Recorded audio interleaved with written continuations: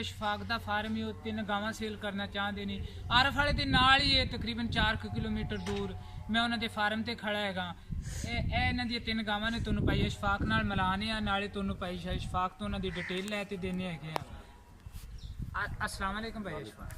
भाई अशफाक है गावां तुहाडियां 3 सेल हैगियां ने। ਇਹ ਗਾਂ ਦੇ ਬਾਰੇ ਸਾਨੂੰ ਤੁਸੀਂ ਪਹਿਲੇ ਦੱਸੋ ਵੀ ਇਹ ਕਦੋਂ ਦੀ ਸੂਈ ਹੋਈ ਹੈ, ਕਿੰਨਾ ਦੁੱਧ ਦਿੰਦੀ ਪਈ ਹੈਗੀ ਹੈ? ਇਹ ਗਾਂ ਆਪਣੀ 10 ਲੀਟਰ ਦੁੱਧ ਦੇ ਰਹੀ, ਮਹੀਨਾ ਹੋ ਗਿਆ ਨੂੰ ਟੀਕਾ। ਅੱਛਾ, ਤੇ ਕਿੰਨੇ ਪੈਸੇ ਤੁਸੀਂ ਇਹਦੇ ਮੰਗਦੇ? ਇਹਦਾ 1.5 ਲੱਖ ਰੁਪਏ ਫਾਈਨਲ ਹੈ ਤੇ 17-18 ਲੀਟਰ ਦੁੱਧ ਦਿੰਦੀ ਹੈ। ਅੱਛਾ, ਪਹਿਲੇ 17-18 ਲੀਟਰ ਦਿੰਦੀ ਸੀ, ਮਹੀਨਾ ਕੋਈ ਟੀਕੇ ਰਖਾਇਆ। ਇਹ ਸੈਂਟਰ ਵਾਲੀ ਕਿਹੜੀ ਕਾਲੀ ਗਾਂ ਹੈ, ਇਹਦੇ ਥੱਲੇ ਕਿੰਨਾ ਕੁ ਦੁੱਧ ਹੈਗਾ? ਇਹਦੇ ਥੱਲੇ 12 ਲੀਟਰ ਦੁੱਧ ਹੈ ਜੀ ਤੇ ਇਹਨੂੰ ਟੀਕਾ ਰਖਵਾਇਆ 24 ਤਰੀਕ। ਅੱਛਾ, ਇਹਨੂੰ 24 ਤਰੀਕ ਨੂੰ ਟੀਕਾ ਰਖਵਾਇਆ ਤੇ ਕਿ 12 ਲੀਟਰ ਦੁੱਧ ਹਾਂਜੀ ਦੇ? 12 ਲੀਟਰ ਦੁੱਧ ਹੈ। ਇਹਦੀ ਫਾਈਨਲ ਕੀਮਤ ਕੀ ਹੈਗੀ? ਫਾਈਨਲ ਹੈ ਜੀ 160। ਅੱਛਾ, 160। ਇਹ ਇੱਧਰ ਮੇਰੇ ਨਾਲ ਇੱਕ ਸਫੈਦ ਗਾਂ ਖੜੀ ਹੈਗੀ ਹੈ ਮੇਰੇ ਭਰਾ ਦੀ।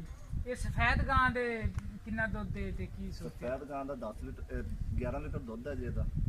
ਅੱਛਾ, 180 ਦੀ ਕੀਮਤ ਹੈ। ਇਹਨੂੰ ਵੀ ਮਹੀਨਾ ਹੋ ਗਿਆ ਟੀਕਾ ਰਖਵਾਇਆ। ਇਹਨੂੰ ਵੀ ਮਹੀਨਾ ਹੋ ਗਿਆ। ਇਹ 3 ਥਾਣੇ ਦੇ ਚੱਲਦੇ ਨੇ, ਇੱਕ ਥਾਣ ਨਹੀਂ ਚੱਲਦਾ। ਇਹ ਪਿੱਲੜ ਹੈਗੀ ਹੈ ਜਾਨੀ। ਹਾਂਜੀ, ਇੰਗਲਿਸ਼ ਫਰੀਦਨ ਗਾਂ। ਅੱਛਾ, ਇੰਗਲਿਸ਼ ਫਰੀਜ਼ੀਅਨ ਦੇ ਵਿੱਚ ਇਹ ਤੁਹਾਡੀ ਗਾਂ ਹੈ ਜੀ। ਮਾਸ਼ਾਅੱਲਾ, ਅੱਛੀ ਹੈ ਤੁਹਾਡੀ ਇਹ ਸਫੈਦ। ਇਹਦੀ ਫਾਈਨਲ ਕੀਮਤ ਕੀ ਹੈਗੀ? ਫਾਈਨਲ ਇਹਦੀ 180 ਹੈ। ਫਾਈਨਲ ਇਹਦੀ ਇੱਕ ਅੱਛੀ। ਇਹ ਮੈਂ ਜ਼ਰਾ ਤੁਹਾਨੂੰ ਇਹਨਾਂ ਦਾ ਗਾਵਾਂ ਦਾ ਚੱਡਾ ਵਾਨਾ ਹਰ ਸ਼ੈ ਤੁਹਾਨੂੰ ਦਿਖਾ ਦਿੰਦੇ ਨੇ ਮੇਰੇ ਭਾਈ ਕੈਮਰਾਮੈਨ ਅੱਗੋਂ ਪਿੱਛੋਂ।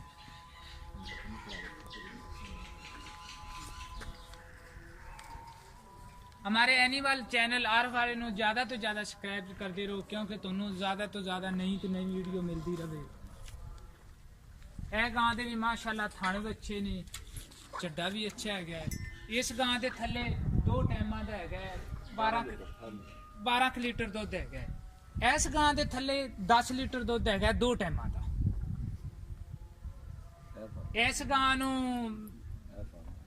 ਗਾਂ ਨੂੰ ਤਕਰੀਬਨ ਮਹੀਨਾ ਕੋ ਹੈ। ਇਸ ਗਾਂ ਨੂੰ 24 ਤਰੀਕ ਨੂੰ ਟੀਕਾ ਰਖਵਾਇਆ ਹੈਗਾ। ਇਸ ਗਾਂ ਨੂੰ ਇਹਦੀ ਫਾਈਨਲ ਕੀਮਤ 160। ਇਹਦੀ ਕੀਮਤ ਇਸ ਗਾਂ ਦੀ ਕੀਮਤ ਹੈਗੀ ਏ 1.5 ਲੱਖ ਰੁਪਈਆ। ਇਹ ਕਿਹੜੀ ਸਫੈਦ ਗਾਂ ਹੈਗੀ ਇਹਦੀ ਕੀਮਤ ਹੈਗੀ 180। ਇਹ ਵਿੱਚ ਤੁਹਾਨੂੰ ਇਹਨਾਂ ਦਾ ਫਾਰਮ ਵੀ ਨਜ਼ਰ ਆ ਰਿਹਾ ਹੈਗਾ। ਇਹ ਭਾਈ ਅਸ਼ਫਾਕ ਕੀ ਰੀਜ਼ਨ ਹੈਗੀ ਤੁਹਾਡੇ ਜਾਨਵਰ ਵੇਚਣ ਦੀ, ਸੇਲ ਕਰਨ ਦੀ?